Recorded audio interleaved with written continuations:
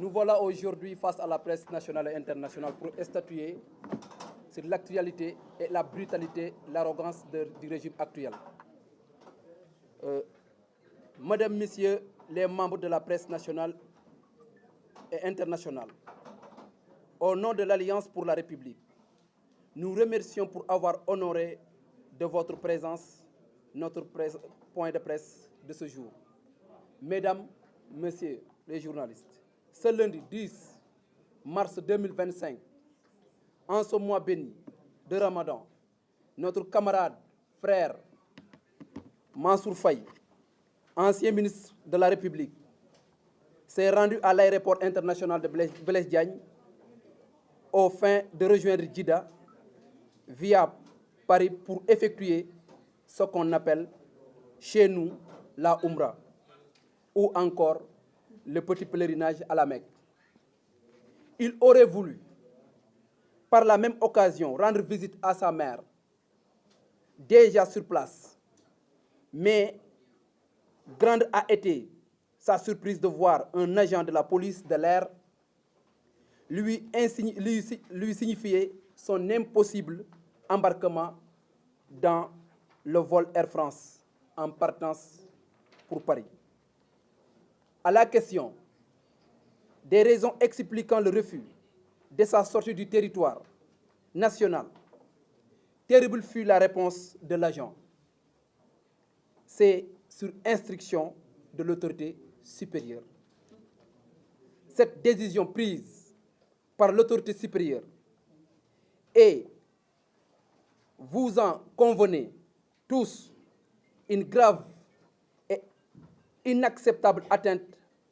à ces droits des citoyens libres, seuls maîtres de ces mouvements dans le strict respect des lois et règlements en vigueur dans notre pays. Des droits inaliénables, car reconnus par notre charte fondamentale, notre Constitution, dans son préambule, son titre numéro 2, qui traite spécifiquement des libertés démocratiques, et en ses articles 7, 8 et 14. Mesdames, Messieurs les journalistes, cette décision de l'autorité est un violent abus, une négation des principes et des valeurs qui fondent notre État de droit et notre République. Il ne s'agit nullement d'une première, mais bien d'une récidive antidémocratique, expressive d'une très grave et très inquiétante dérive dictatoriale. Déjà, certains anciens ministres, d'anciens directeurs généraux et des hommes d'affaires supposés proches du pouvoir sortant ont été frappés par cette brutale et illégale mesure d'interdiction de sortie du territoire. Cette agression est d'autant plus injuste, absurde et bêtement méchante que notre camarade Mansour Faye, de ce que nous en savons, ne fait l'objet d'aucune procédure, d'interdiction devant un juge, d'aucune enquête, encore moins d'une quelconque accusation en quoi et sur quoi que ce soit. Rien en droit n'autorise une pareille forfaiture et une si ignoble imposture. C'est pourquoi l'Alliance pour la République dénonce solennellement et avec la plus extrême des énergies ce coup de force perpétré par un pouvoir aux abois et qui affiche sans honte aucune son incompétence. Madame, Messieurs, vous vivez avec nous la situation qui prévaut aujourd'hui au Sénégal. Notre pays traverse un des moments les plus sombres de son histoire. Une clique s'est emparée du pouvoir et entend gouverner par la terreur qu'elle inspire, par sa volonté de bâillonner toutes les libertés démocratiques et par la répression de toutes les revendications et mobilisations sociales. Sans aucun doute, c'est sur des bases exclusivement politiques, voire politiciennes, que le pouvoir s'attaque à notre camarade Mansour Faye et à bien d'autres encore. Il l'avait fait du reste avec Farba Ngom et Tahirou Sarr, injustement emprisonnés,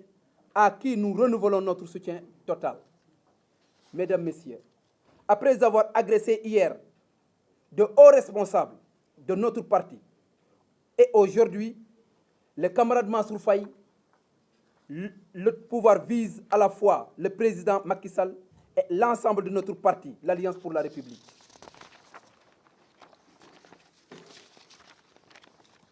Nous comprenons également que le Premier ministre,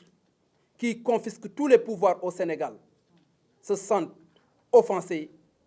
par les sorties du camarade Mansour Faye, qui s'applique à montrer aux Sénégalais qu'avec lui, notre pays court à un très grave danger. Ce faisant, il règle ses comptes avec lui en usant de la force contre le droit. Pour toutes ces raisons,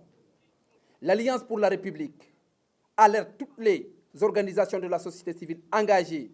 dans le combat pour le respect des droits de l'homme, toutes les organisations politiques et l'opinion publique en tant que nationale qu'internationale sur l'installation progressive d'un régime fasciste, dictatorial et totalitaire au Sénégal. C'est pourquoi également l'Alliance pour la République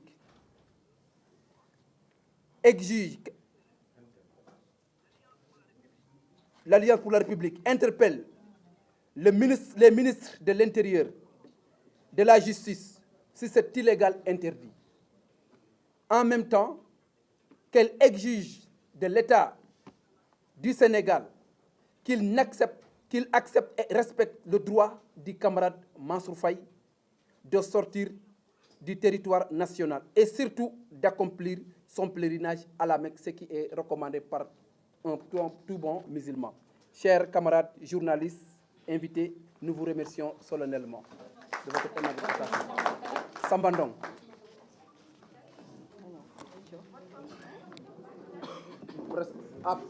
Militant APR.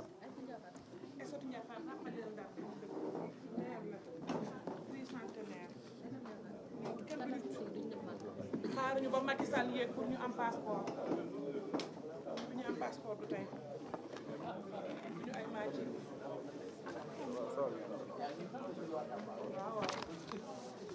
Merci beaucoup Aïssatou Ndiaye, maire de la commune de Ndiafat, membre de l'Alliance pour la République et du secrétaire exécutif de l'Alliance.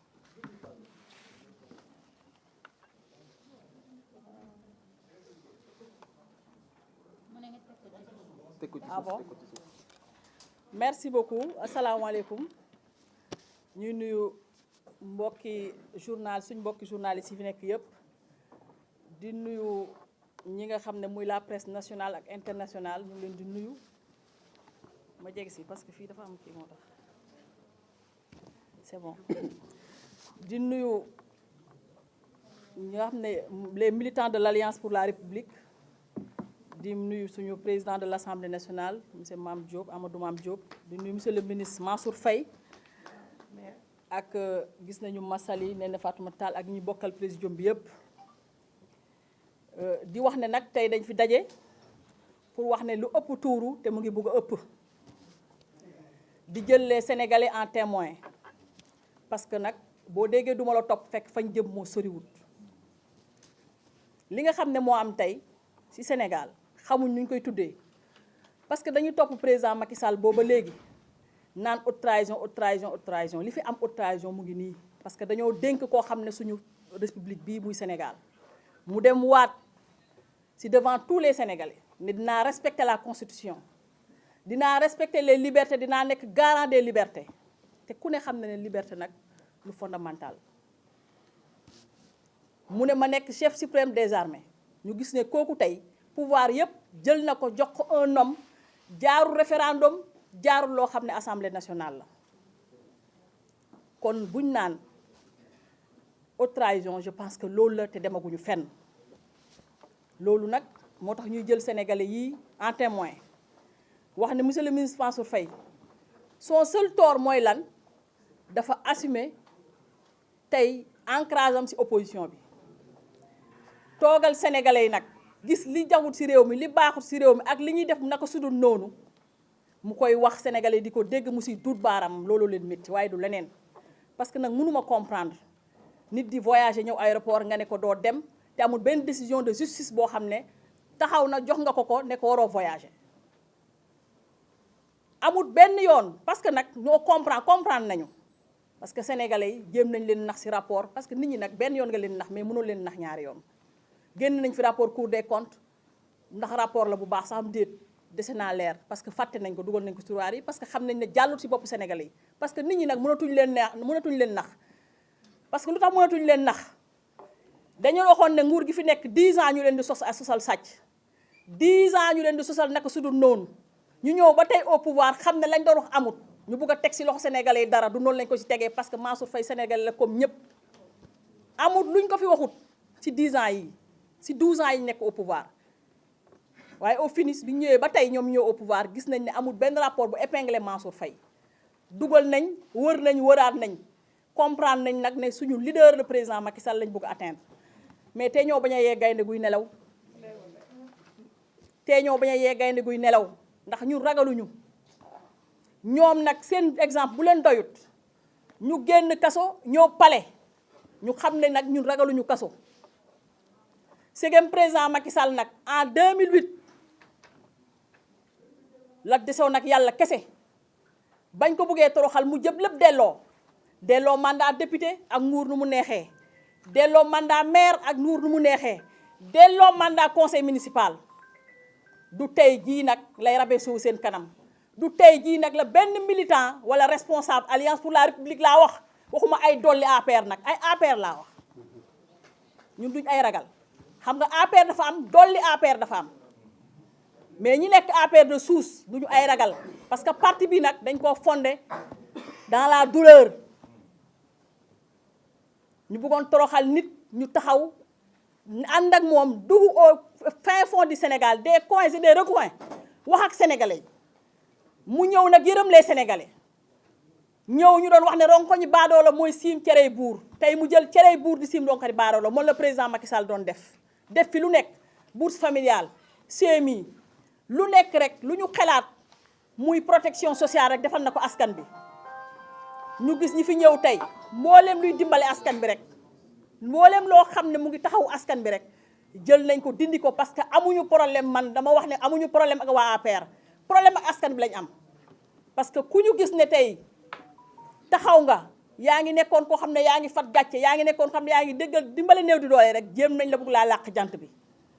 waaye nag ñu leen di wax ne bii nag du yombee noonu monsieur le ministre Mansour Faye dafa jóg doon dem mooy Makka seeti yaayam dafay umra ku dem kenn du dem ba Makka yegg Makka te doo umra waaye nag seeti waale yaayam jaar via France ñu téye ko ci aéroport ne du dem li ñu bëgg nag mooy nañ ko wax nañu interpeller le ministre de la justice interpeller le ministre de l'intérieur ñu wax ñu lan moo tax parce que gis nañ ko fi taxaw ne un premier ministre ne man maay yore justice bi justice autorité ki nga xam ne mooy ministre de la justice autorité politique la lu ma ko wax lay def su ma ko ne jàppal mu jàpp su ma ko ne bàyyil mu bàyyi sénégalais nag du ñu ay xar ba ku mu neex jàpp ku mu neex bàyyi ñuy wax tey nag ne di woo ñëpp ne combat de salon yi dafa jeex les conférences de presse ça suffit nit ñi sonn nañ les sénégalais sont fatigués ñu ngi dàq des milliers et des milliers de pères de famille de mères de famille ñoo xam ne ñoo fi nekkoon tey yor ay njaboot jaaxle sëngeem nañ les sénégalais tey jaaxle nañu nit ki nag bu la nit jàppee 10 ans ne la maa mun maa am doole maa lay génne ci coono maa lay defal ki fi nekkoon lim la defalu di nga ne naa essayé xool waaye bu démb doon tey sénégalais li ñu def tey dootuñ ko def parce que xam nañ ne ils se sont trompés xam nañ ne boole woon nañ leen ak ku gën nekkoon nañoo ku gën ñu jaxase leen ak moom calomnier ko manipuler leen yàq seen der waaye nag nit ki mun ngaa yàq deram fii nag moom on est dans un état de droit comme Sénégal léegi la bugg a yàqu nag booy wax nit booy taxal nit nag da nga koy taxal si yu leer arrêté Mansour Faye aéroport de moom mun nañu koo def parce que ñoo yor armée may nag interpeller la gendarmerie nationale di interpeller moo ko munee tënk rek ma ne les FDS ñu ngi leen di interpeller parce que man dama daan toog assemblée ñu ngi may dégg may wax ma ne leen gendarmerie nationale ak ñi nga xam ne ñoom ñooy police ak yooyu changé wuñ de posture ñun ñooy changé posture les politiques waaye la gendarmerie nag ñi doon saaga ñun mosuñu leen a saaga on a toujours été républicain mosuñu taxaw leen saaga mosuñu taxaw leen xas bu dee tey ña leen doon xas ne dañ leen di corrompre ñi doon xas justice bi ne dañ leen di corrompre tey ñoom ñoo ñëw tey di leen defloo lii tey ñu koy def kon nag xel mu ngi teey kon di leen wax ne nag fii Sénégal on est dans un état de droit may oo sama camarades yi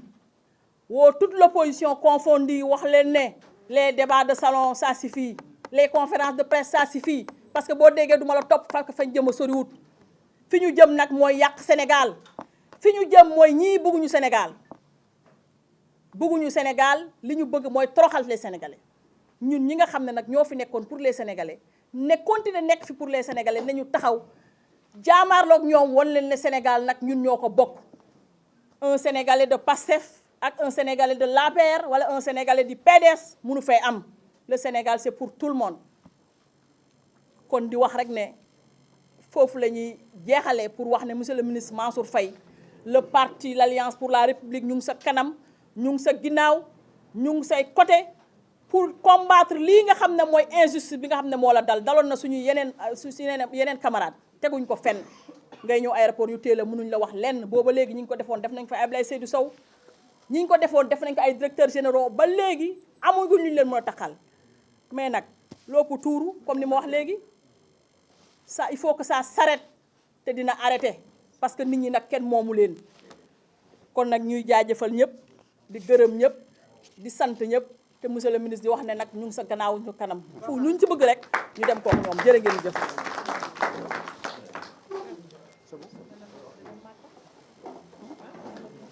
Chers journalistes, c'est OK, hein? C'est bon.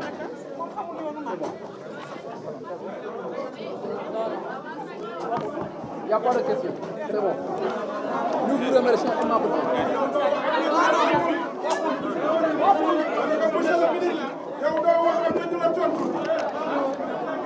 lépp lu bëgg a dina koy wax. lépp lu bëgg a wax balaa ñu koy nommer balaa ñu koy indi. Monsieur le maire de Saint-Louis, yow am nga ñu la tontu. Madame la ministre am nga la nuyu naa la jaar naa ci téléphone.